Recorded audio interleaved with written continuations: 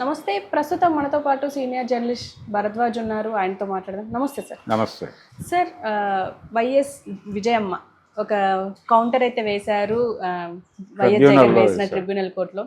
So ఈ ఇచ్చిన statement ఏదైతే ఉందో అది కొంచెం ఎమోషనల్గా ఉంది అసలు అని చెప్పేసి అంటున్నారు. ఏముంది సార్ ఆ స్టేట్మెంట్లో? ఎమోషన్ అంటే ఇక్కడ ట్రిబ్యునల్లో వాళ్ళు ఇంతకుముందు ఒక ఇది దాఖలు చేశారు. ఇది వైఎస్ జగన్మోహన్ రెడ్డి అలాగే ఆయన సతీమణి భారతి వాళ్ళిద్దరూ కలిసి అంటే ఈ ఆస్తుల పంపిణీకి సంబంధించి ఈ సరస్వతి పవర్కి సంబంధించిన చర్చ జరిగింది ఆ మధ్య. దీనిలో వీళ్ళ వాటాలకు సంబంధించి ఇవన్నీ ఈ ప్రాపర్టీస్ అన్నీ కూడా ఒక రకంగా అటాచ్మెంట్లో ఉన్నాయి కాబట్టి ఈ ఆస్తుల పంపిణీ వివాదం ఇప్పుడు చేయొద్దు, అలాగే ఈ షేర్లు ట్రాన్స్ఫర్ చేయటం కూడా ఈ టైంలో చేస్తే అది క్రైమ్ అవుతుంది. ఆ క్రైమ్ కింద ఆల్రెడీ కేసుల్లో ఉన్నటువంటి జగన్మోహన్ రెడ్డి నష్టపోయే అవకాశం ఉంది. అందుకని ఇక్కడ ఎవరైనా షేర్ లావాదేవీలు నిర్వహిస్తే అది చెల్లదు, అది పట్టించుకోకూడదు అన్న టోన్లో వాళ్ళు ఒక కాగితం పడేశారు. ఇప్పుడు ఈవిడ అసలు ఎవరికీ సంబంధం లేదు దానిలో అని చెప్పి ఒక వివరణ ఇచ్చే ప్రయత్నం చేస్తున్నారు విజయమ్మ. ఆవిడ ఏమంటారంటే 95% పైన షేర్స్ నాతోనే ఉన్నాయి, దీనిలో షర్మిలకి కానీ జగన్కి కానీ ఏ సంబంధము లేదు, వాళ్ళు తనకి ఇచ్చేశారు ఆల్రెడీ, అంటే గిఫ్ట్ డీడ్ రూపంలో తన దగ్గరికి చేరినవి. అవి వాళ్ళు ఏ ఉద్దేశంతో ఇచ్చారు, అది మంచి ఉద్దేశమా చెడు ఉద్దేశమా ఇవన్నీ పక్కన పెట్టేస్తాయి. టెక్నికల్గా ప్రస్తుతం తన దగ్గర 95% పైన పవర్ ఉంది కాబట్టి వాళ్ళెవరికి ఇందులో సంబంధం లేదు, వాళ్ళిద్దరికి పర్టికులర్గా. కాబట్టి డెసిషన్ నాదే. అందుకని ఈ సంస్థకు సంబంధించి ఒక ఏరియాలో ఉన్నటువంటి ప్రాపర్టీస్ మాత్రమే అటాచ్మెంట్లోకి వెళ్ళినాయి, మిగిలిన దాంతో దానికి సంబంధం లేదు. అది ఎలా బయటకు తీసుకురావాలనేది దానికి సంబంధించి తిప్పలేదు, మా ఆడిటర్స్ చూసుకుంటారు. కానీ మాకు వ్యతిరేకంగా దాఖలవుతున్నటువంటి పిటిషన్లని దర్యాప్తు చేయటం అలాంటి పనులు చేయొద్దు. అలాగే సెక్షన్ 59 అని కొంచెం క్రిటికల్ సెక్షన్ ఒకటి మెన్షన్ చేశారు వాళ్ళు. ఆ పరిధి కింద దీన్ని విచారించడానికి అవకాశం లేదు, అధికారం కూడా లేదు. కాబట్టి ఏ రకమైనటువంటి పిటిషన్లని ఎంటర్టైన్ చేయొద్దు అని చెబుతూ జగన్మోహన్ రెడ్డికి అలాగే భారతి గారికి ఒక చిన్న దాన్ని ఏమంటారు ఒక చిన్న వార్నింగ్ లాంటిది కూడా ఇచ్చారు ఆవిడ. మీరు ఎక్కడ ఏ ఏరియాలో ఏ కాగితాలు పడేస్తున్నావు, ఎవరిని ఇబ్బంది పెడుతున్నావు అనేది కొంచెం తెలుసుకుని స్పృహతో వ్యవహరించండి. ఆర్థిక లావాదేవీలే కావచ్చుగాక, అయినప్పటికీ ఇప్పుడు నేను వచ్చి కోర్టులో నిలబడాల్సినటువంటి పరిస్థితి కల్పించారు మీరు, అది మీరే కల్పించారు. షర్మిల కావచ్చు మీరు కాదు, అసలు షర్మిలకు సంబంధమే లేదు. మీరు అనవసరంగా షర్మిల ఆస్తుల వివాదంలోకి దీన్ని లాగుతున్నారు, లాగి అనవసరమైనటువంటి రప్చర్ చేస్తున్నారు. మొదటి నుంచి కూడా అటాచ్మెంట్ పేరు చెప్పి ఆ అమ్మాయికి వెళ్లాల్సినవి ఆపేస్తున్నారు. ఆవిడికి న్యాయం చేయటం కోసమే నాకేదో గిఫ్ట్ డీడ్ చేసినట్టుగా మాట్లాడుతున్నావు నువ్వు, అది కూడా సరైన పద్ధతి అని నేను అనుకోవడం లేదు. సో ప్రాపర్ సెటిల్మెంట్ జరగాలి అంటే వీళ్ళు యాక్చువల్గా ఒక MOU రాసుకున్నారు, ఏది వైఎస్ రాజశేఖర రెడ్డి గారు ఉన్న రోజుల్లోనే. అంటే ఆ రోజు నుంచి సమ్ ప్రాబ్లం ఉంది అనేది అర్థమవుతుంది. MOU జనరల్గా రాసుకోరు కుటుంబ సభ్యులు, వీళ్ళిద్దరు పిల్లలు, మదర్ అండ్ ఫాదర్, మేజర్గా వాళ్ళు నలుగురు. అంటే ఆయనకి ఒక భార్య, జగన్కి ఈవిడికి ఒక భర్త, అలా వీళ్ళిద్దరు నలుగురు, వీళ్ళిద్దరు 6 మాత్రమే. పిల్లలు అనేది పక్కన పెట్టేస్తే అక్కడికి 6.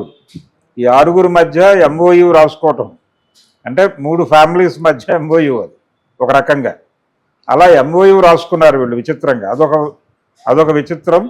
అయితే ఆ MOU ప్రకారం ఆస్తుల పంపిణీ జరిగితే సరిపోతుంది అనేది ప్రధానమైనటువంటి ఇది వీళ్ళ కంటెన్షన్ అదే.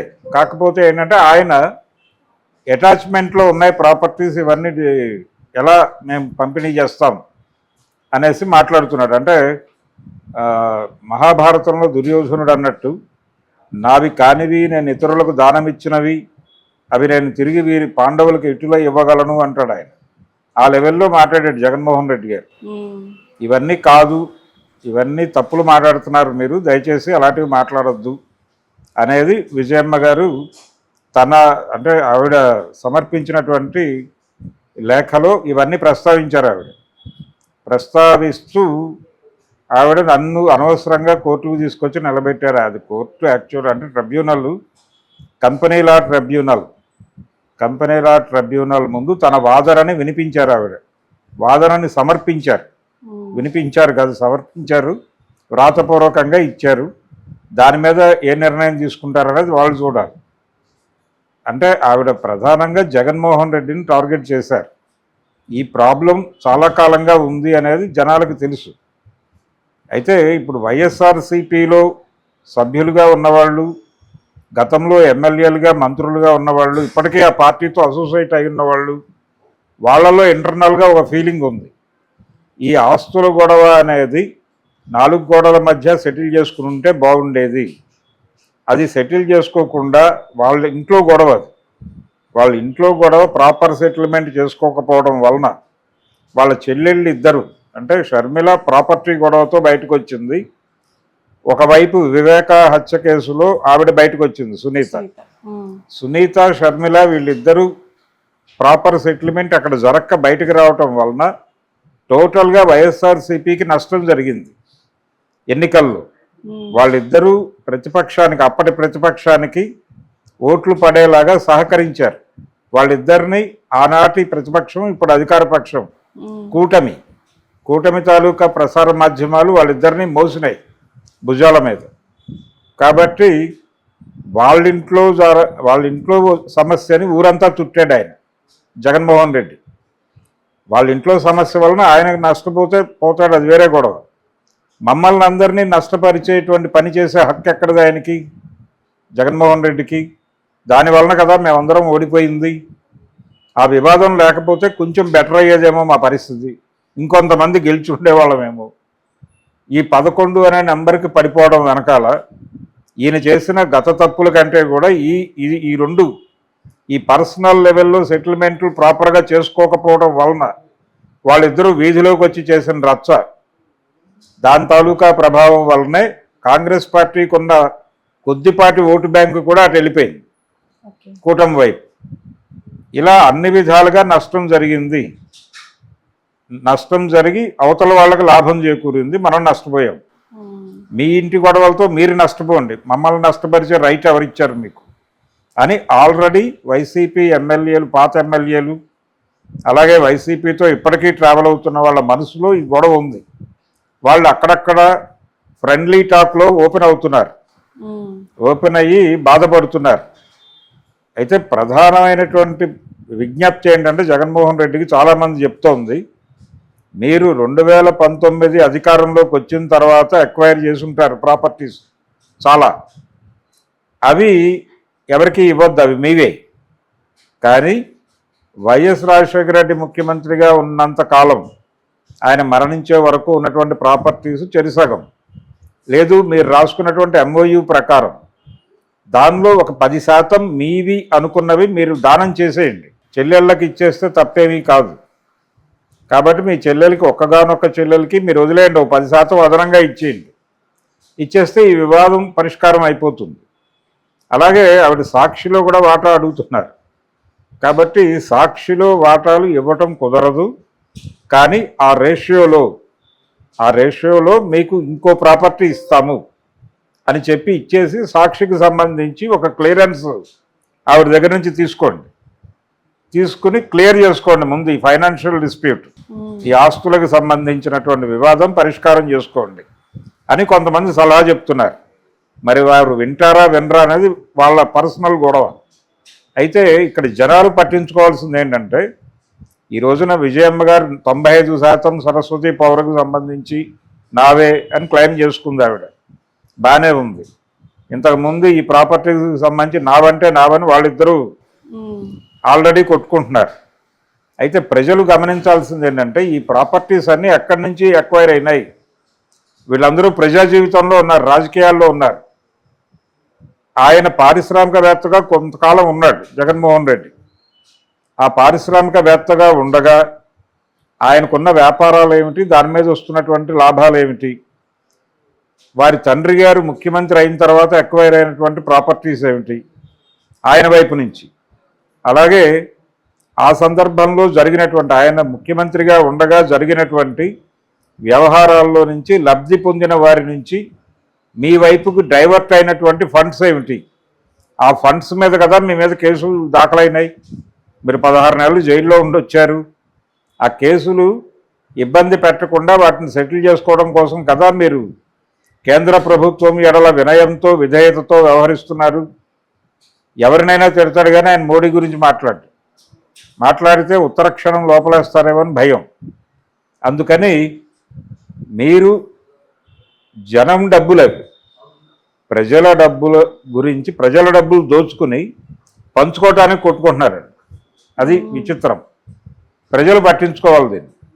ప్రజా సంఘాలు పట్టించుకుని వాళ్ళ ఆస్తి వివాదాన్ని రోడ్డు మీద తేల్చాలి. అది జరిగితే తప్ప వీళ్ళ నోర్లు మూతపడవు. విజయమ్మ గారు వేసినటువంటి ఉత్తరం వలన జరగబోయేది ఏం లేదు. అయితే ఆవిడ తన మీద వాళ్ళు వేసినటువంటి పేపర్కి కౌంటర్ వేశారు.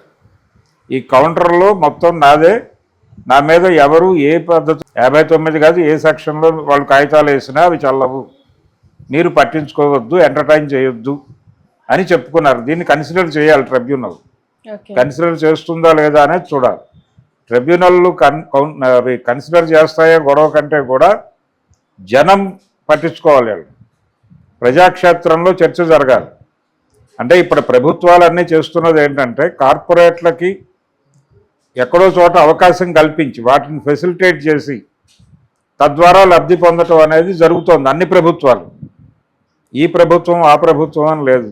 చంద్రబాబు నాయుడు గారు అదే చేశాడు, జగన్మోహన్ రెడ్డి అదే చేశాడు, వారి తండ్రి గారు రాజశేఖర రెడ్డి గారు అదే చేశారు. ఇప్పుడు కూడా చంద్రబాబు అదే చేస్తున్నాడు. అక్కడ అదే చేస్తున్నాడు, ఇక్కడ కేసీఆర్ రేవంత్ రెడ్డి చేస్తోంది కూడా అదే.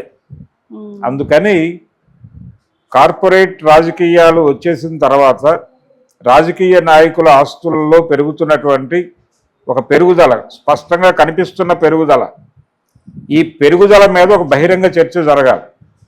అలాగే జగన్మోహన్ రెడ్డి కూడా ఇన్ని ఆరోపణలు వస్తున్న సందర్భంగా అసలు తన ప్రాపర్టీస్కి సంబంధించి ప్రజాక్షేత్రంలో ఆయన రాజకీయాల్లో ప్రజా జీవితంలో ఉన్నాడు కాబట్టి ఒక శ్వేతపత్రం రిలీజ్ చేయాల్సిన అవసరం ఉంది. ఆయన ప్రజలకి కన్ఫ్యూజన్గా ఉంది. ఒకరోజు ఒక పవర్ ప్రాజెక్ట్ అంటారు, ఇంకోటి ఇంకేదో అంటారు, భారతీయ సిమెంట్స్ అంటారు, లేకపోతే ఇంకెక్కడో స్టీల్ ప్లాంట్ అంటారు. ఏమిటి గొడవ అని జనాలు కన్ఫ్యూజన్లో ఉన్నారు. అందుకని మీ ఆస్తులు ఏమిటో ఒక శ్వేతపత్రం ప్రజలకు సమర్పించండి.